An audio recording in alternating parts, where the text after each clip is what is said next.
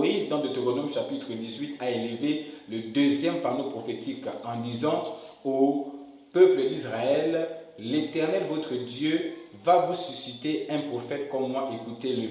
Et l'apôtre Pierre vient le dire dans Actes chapitre 3 au verset 22 à 24. Il dit, Moïse vous a dit que Dieu va vous susciter un prophète comme lui, vous devez l'écouter. Celui qui ne l'écoutera pas sera exterminé. Alors la Bible dit, tous les prophètes qui ont successivement parlé après Moïse, depuis Shemuel jusqu'à Jean-Baptiste, ont annoncé cette prophétie, ont annoncé la venue de ce prophète, n'est-ce pas, déclaré par Moïse. Moïse a annoncé un prophète et tous les autres prophètes avaient un seul message, une seule vision, annoncer la venue du prophète messianique. Le peuple de Dieu, les prophètes et même ceux qui étaient là comme fidèles avaient été influencés par ce grand panneau de Moïse et marchaient selon ce panneau jusqu'au temps de l'accomplissement de celui-ci.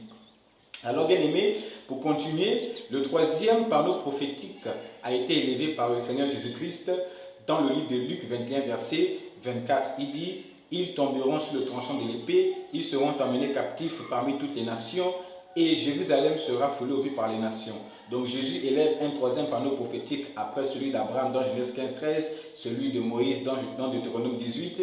Il élève le dernier panneau prophétique en disant que le peuple d'Israël qui n'a pas cru à ma venue et qui m'ont rejeté vont tomber sur le tranchant de l'épée des Romains et ils seront amenés captifs. Et après que le temps des nations soit accompli, ils reviendront dans cette terre pour m'adorer. Alors nous comprenons par là simplement que Luc 21, verset 24 nous annonce la